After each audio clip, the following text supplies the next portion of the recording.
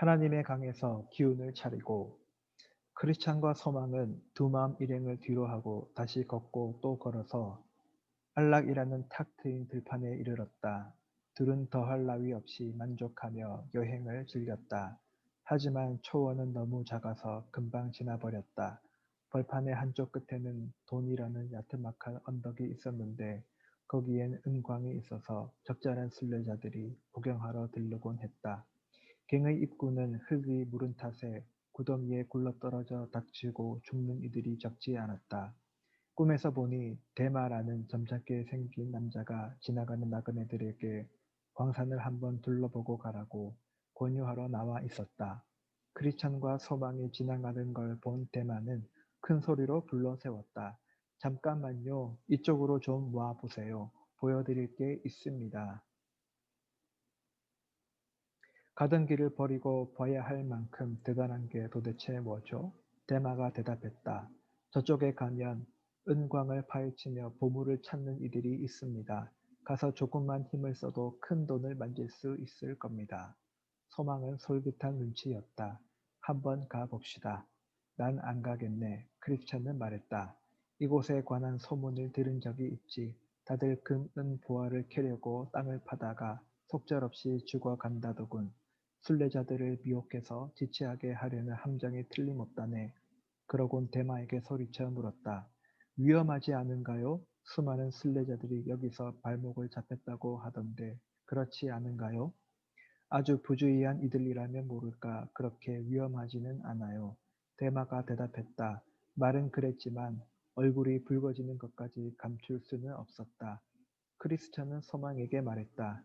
한 발짝도 벗어나지 말고 가던 길을 계속 가세나. 소망이 말했다. 장담하지만 두 마음이 여기에 와서 저 소리를 들으면 보나마나 구경하러 갈 겁니다. 당연히 그러겠지. 인생관이 그러니 이끄는 대로 따라갈 수밖에.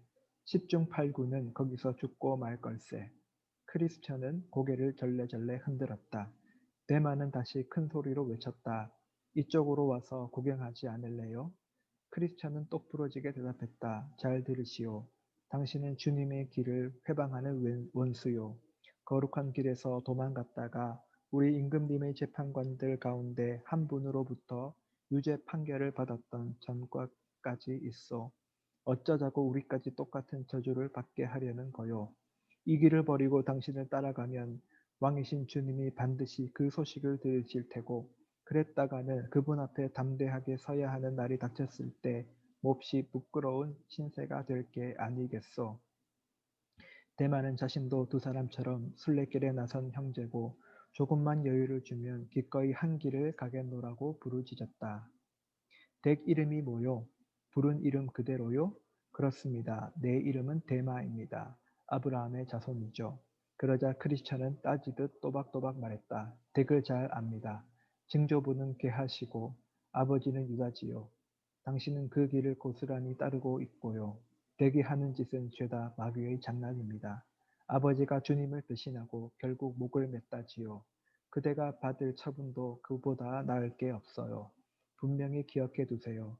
언젠가 하늘나라 임금님 앞에 가게 되면 반드시 당신이 저지른 일들을 낱낱이 말씀드릴 겁니다. 말이 끝나기가 무섭게 크리스찬과 소망은 다시 길을 떠났다. 바로 그때 두 마음 일행이 모습을 드러냈다. 그리고 대마의 말 한마디에 금방 넘어가 버렸다. 이제는 그 패거리들이 어떻게 됐는지 아무도 모른다. 구덩이에 바짝 다가가 들여다보다 바닥으로 굴러 떨어졌는지 갱 안으로 내려가서 땅을 파헤치고 있는지 굴 속에 가득한 독가스에 숨이 막혀 바닥에 쓰러졌는지 알 길이 없다. 분명한 게 있다면 순례를 다 마칠 때까지 다시는 그 일행을 볼 수 없었다는 사실뿐이다. 크리스천은 이렇게 노래했다. 두 마음과 은광의 대마는 한 뜻 한 생각. 저편에서 부르니 이쪽도 냉큼 달려가네. 한 몫 챙긴들 얼마나 즐거우랴. 세상에 묶여 더 가지 못하는 걸. 들판 반대쪽 큰 길가까지 걸어간 크리스천과 소망은 오래된 기념물이 서 있는 곳에 이르렀다. 워낙 이상하게 생긴 조형물이어서 저절로 눈길이 갔다. 얼추 여인의 형상인 것 같았다. 하지만 아무리 뜯어봐도 헷갈리기만 할 뿐 정체를 알 수가 없었다. 그때 소망이 기둥 꼭대기에 적힌 낯선 글귀를 찾아냈다. 공부가 깊지 않았던 터라 무슨 뜻인지 알아볼 길이 없었다. 그래서 교육을 더 많이 받은 크리스천에게 수수께끼를 풀 수 있겠느냐고 물었다. 크리스천은 한참을 애쓴 끝에 문자를 해독하고 새겨진 글귀의 뜻을 파악했다. 크리스천은 그 내용을 큰 소리로 길벗에게 읽어주었다. 못의 아내를 기억하라. 그제야 두 순례자는 소금 기둥 위에 있는 형상이 탐욕을 이기지 못하고 소돔을 돌아보다 굳어버린 롯의 아내임을 깨달았다. 이처럼 놀라운 광경을 목격한 크리스천과 소망은 심각한 대화를 나누었다. 크리스천이 먼저 입을 열었다. 소망 형제, 이건 아주 시의 적절한 장면일세. 대마가 은광에 들어가서 한몫 잡으라고 손짓하던 돈 언덕과 아주 가까운 곳에 이 유적이 서 있다는 점을 곰곰이 생각해 보게. 꼬임에 넘어가서 그자가 시키는 대로 했더라면 아마 우리도 저 꼴이 됐을 걸세. 큰 길을 지나는 순례자들이 그 모습을 보고 고개를 갸우뚱거렸겠지. 소망이 말했다. 그렇습니다. 나마저도 거기에 넘어갈 뻔했다니 부끄럽습니다. 롯의 아내가 지은 죄와 내가 저지른 잘못은 거기서 거기 별 차이가 없다는 걸 알겠습니다. 그 여인은 그저 뒤를 돌아다 보았을 뿐이지만 난 직접 가보려고 했습니다. 하나님의 은혜가 참으로 큽니다. 한편으로는 잠시나마 그런 생각을 마음에 품었다는 게 창피하고요. 크리스천이 말을 이었다. 여기서 본 일을 깊이 새기고 앞으로도 자주 곱씹어야 할 걸세. 롯의 아내는 소돔에서 도망쳐 죽음을 모면했지만 얼마 못 가서 또 다른 심판을 받고 소금 기둥으로 변하는 비참한 종말을 맞았다는 걸 기억하자고. 소망도 인정했다. 그렇습니다. 롯의 아내는 형제님과 내게 주는 경고요, 징표입니다. 똑같은 죄를 짓지 말라는 뜻이죠. 이렇게 심판하신 걸 보고도 깨닫는 게 없는 이들의 종말을 한눈에 보여주는 증거입니다. 하나님께 죄를 지었던 고라, 다단, 하나님께 죄를 지었던 고라, 다단, 아비람 같은 인물들이 떠오르는군요. 같은 길을 걷던 무리 250명과 더불어 멸망을 당해서 뭇백성들을 일깨우는 본보기가 되었잖아요. 하지만 도무지 이해할 수 없는 일이 있습니다. 소돔의 재앙을 피해 달아나다 그저 뒤를 돌아보기만 하고도 소금 기둥이 된 여인의 조치를 코앞에 두고 어떻게 대마의 패거리들은 보물을 캔답시고 호들갑을 떨 수가 있는 거죠?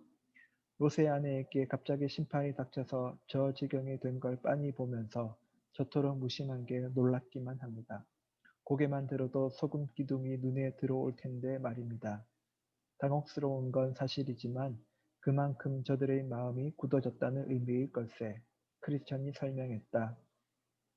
재판관 앞에서 버젓이 소매치기를 한다든지 교수대 아래서 남의 지갑을 터는 좀도둑과 비슷한 부류인 셈이지. 소돔 주민들을 큰 죄인이라고 부르는 것도 주님 면전에서 대놓고 죄를 지은 까닭일세. 감추고 싶어하는 최소한의 수치심도 없이 그분의 거룩한 눈 앞에서 당당히 악한 행동을 한 거야. 하나님은 소돔 땅을 에덴 동산처럼 만들어 주셨네. 그렇게 친절을 보여주셨음에도 불구하고 함부로 굴었던 걸세. 그런 행태가 주님을 경노하게 만들었지. 그래서 하늘나라의 주인이신 하나님은 더할 나위 없이 뜨거운 불을 쏟아부어 죄를 벌하신 걸세. 여기에 절대로 잊지 말아야 할 교훈이 있다네. 주님이 결코 지나칠 수 없는 본보기와 경고를 주셨음에도 회개하고 돌아서기를 거부하는 이들은 말로 다 할 수 없이 엄중한 심판을 받게 된다는 것이지. 소망도 같은 생각이었다. 참으로 맞는 말씀입니다. 하나님이 우리를, 특히 나를 그런 본보기로 삼지 않으셨다는 게 얼마나 기쁜지 모르겠습니다. 주께 감사하고 경외하며 한편으로는 롯의 아내를 잊지 말아야겠습니다. 두 순례자는 여행을 계속해서 쾌적한 강에 이르렀다. 다윗 왕은 하나님의 강, 사도 요한은 생명수의 강이라고 불렀던 바로 그 강이었다. 길이 강둑을 따라 나아 있었으므로 크리스천과 소망은 상쾌한 마음으로 걸었다. 더러 강물을 떠마시기로 했는데 그때마다 속이 시원하고 지친 영혼이 되살아나는 것 같았다. 강 양쪽 두개는 푸르른 나무들이 온갖 열매들을 주렁주렁 달고 늘어섰는데 그 잎사귀에는 몸을 치유하는 효능이 들어 있었다. 크리스천과 소망은 열매를 따먹고 기운을 차렸다. 이파리를 씹자 끈질기게 괴롭히던 병이 씻은 듯이 나았다. 강물은 백합꽃이 흐드러지고 1년 내내 푸르른 아름다운 초원을 가로질러 흐르고 있었다.